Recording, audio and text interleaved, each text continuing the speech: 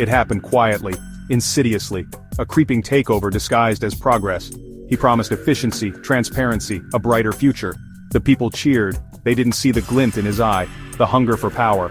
He took control of their data, piece by piece, medical records, tax information, bank accounts. It was all there, swirling in the belly of his satellite system. He called it the network. We called it progress. We were wrong. The first sign was subtle, a blip in the news cycle. A tech CEO turned politician had gained control of key government infrastructure, the Treasury Department, the Office of Personnel Management, all seamlessly integrated with the network.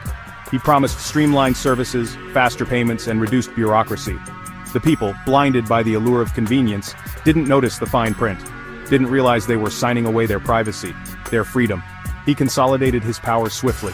Private security forces, loyal only to him, replaced local law enforcement. Dissent was met with swift and brutal force. The media, now tightly controlled, sang his praises. Those who dared to question were silenced, their voices lost in the digital ether. Fear became the currency of the day.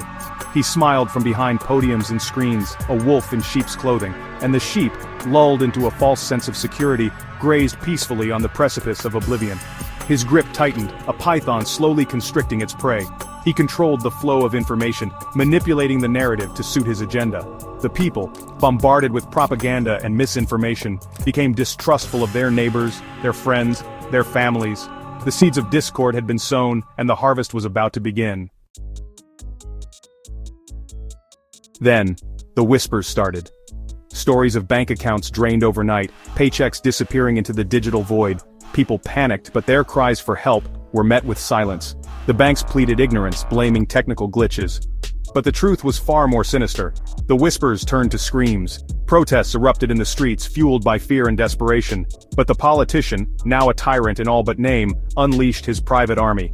They descended on the crowds with brutal efficiency, beating and arresting anyone who dared to resist. The message was clear: silence or suffer the consequences. The disappearances began soon after. People snatched from their homes in the dead of night, never to be seen again. Their families, too terrified to speak out, mourned in silence. The lucky ones simply vanished. Others were made examples of, their faces plastered across the screens, accused of treason and sedition. Their trials, swift and brutal, or no trial at all, served as a warning to anyone who dared to question the new order. The once vibrant tapestry of society began to unravel, thread by thread.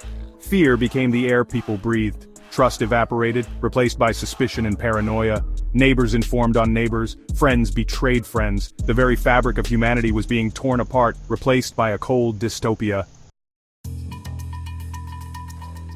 The man who stole our lives watched it all unfold from his ivory tower, a cruel smile playing on his lips. He reveled in the chaos he had created, for it was in chaos that he thrived. He was the puppet master, and we were his marionettes, dancing to his twisted tune. But even the most carefully constructed systems have their flaws. A single act of defiance, a flicker of hope in the darkness. A young hacker, driven by the disappearance of her family, managed to infiltrate the network. She exposed his lies, his corruption, his tyranny to the world. The reaction was immediate. The people, their anger and frustration reaching a boiling point, rose up in unison.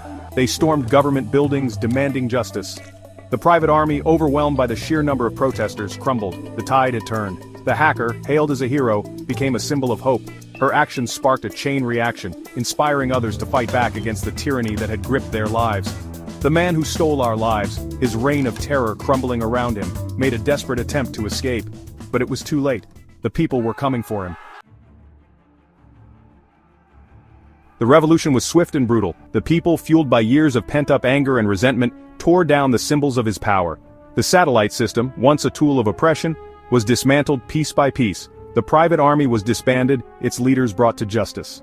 In the aftermath, as the dust settled, the people began the long and arduous task of rebuilding their lives. The scars of his tyranny ran deep, a constant reminder of the fragility of freedom. But amidst the ruins there was also hope. Hope for a better future, a future where privacy was paramount and power resided with the people. The man who stole our lives was never seen again. Some say he escaped, vanished into the digital ether he once controlled. Others believe he was captured and imprisoned, his fate unknown. But one thing is certain, his reign of terror was over. The people had taken back what was rightfully theirs, and they would never let it happen again.